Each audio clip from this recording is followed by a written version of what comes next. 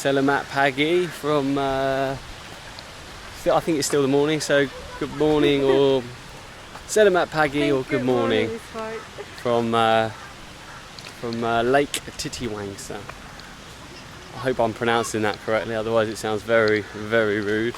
It's the Monday after the weekend of Hari Raya or Eid.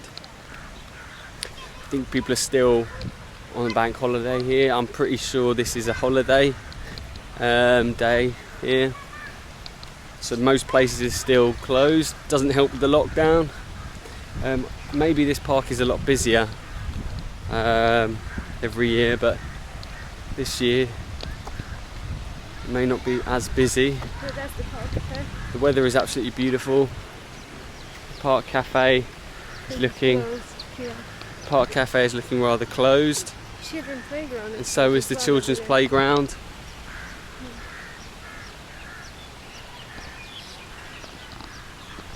Children's playground is completely fenced off and blocked off from usage.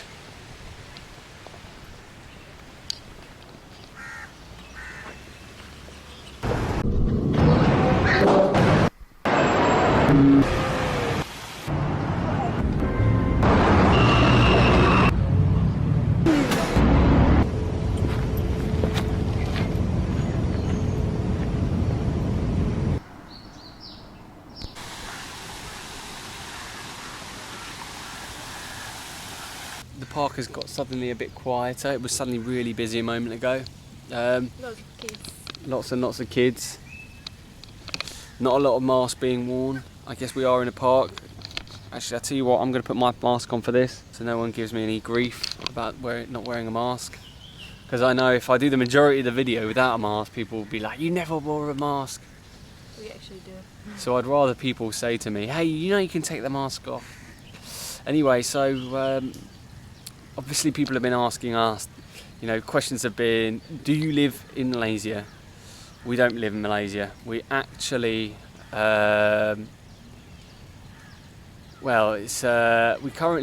we did live in the UK. We still have all our stuff there. I'm English and Julia is Italian. And we have plans to go and live with Julia's family for the foreseeable future, or until coronavirus passes over. The question being is why we're still in Malaysia. Well, we're in Malaysia because in December we went travelling and we travelled Southeast Asia. We started in Malaysia and then went through Southeast Asia. We came back to Malaysia in March, basically to end our trip here because we loved it so much. And we had plans to go to Australia. Yeah, so we were planning to stay 2 weeks in Malaysia again and then fly to Australia, and that was just before the lockdown started. And obviously the lockdown started and coronavirus really kicked off, so our flights to Australia were cancelled. Australia closed the borders, and of course Malaysia went into lockdown. But lucky for us, Kuala Lumpur has been, our favourite spot in Southeast Asia. It's felt like home away from home, so we were relatively happy. We were lucky enough to be under a 90-day visa exemption. So our visa is expiring very soon. We are trying to get it extended, and obviously there are no flights at the moment. Yeah, we're trying to get it. We're looking into getting it extended because there are no flights. There are no direct flights to Italy. There are some rare flights to the UK, but we aren't planning on going back to the UK. We're planning on going to Julia's family in Italy. There have been a couple of flights being shown, but they're via Turkey, and Turkey is in a very bad way with coronavirus in Europe at the moment. So getting on a flight like that and changing there and it getting cancelled or risking getting coronavirus en route is kind of not what we're looking to do. So we're looking to essentially get a direct flight where we can, or potentially not fly via Turkey. It's rather worrying that only Turkish Airlines are one of the only airlines flying to Italy from Turkey at the moment. You know, we haven't seen anything from Asia otherwise. I also think because we are going to an island, so it's not going to be direct anyway. So even if we find a direct flight to Italy, we'd have another connecting flight after that. We're really looking into getting flights, and if we don't need to extend our visa, then absolutely fine, that's perfect. We'll just get on the first flight we can. But at the moment, it's looking like we're going to need to extend our visa at this rate. That is proving very, very difficult. There appears to be a lot of foreign nationals in Malaysia looking to try and do the same thing. We've tried the immigration site, which is always crashing. We're also trying on their Power Queue app on mobile, but of course if we try at midnight or mid-afternoon, it's always full. It's just I'm not even sure how people are getting these places, because I have tried and I've seen the spaces available at 12:01, and when you try and click them and press enter and try and apply for it, it just says try again, or it doesn't accept it because there's so many people going for it. So that's proving very difficult, and obviously with the 9th of June the MCO ending, you've got a 14-day grace period after that to leave Malaysia. Need to be out the country by the 23rd, which is very worrying, because there may be a mass exodus of tourists because of this immigration malarkey. And obviously that will mean flights will be very expensive. And all these foreign nationals will have no choice but to leave Malaysia, and we don't really see any other way around it. We obviously don't want to, not looking to stay here forever, but we're looking to extend our visa by a couple of weeks as Italy is now beginning to open up. So I expect by the end of June, sure we get a safe flight, basically. Yeah. I think by the end of June things will have opened up, and we'll be able to get away quite safely. Airlines are still cancelling flights and not giving up any refunds, really, because our flight to Australia has been cancelled. We didn't get a refund. You only get a voucher, but we won't need the airline company anymore, so you basically don't get your money back, which is also risky.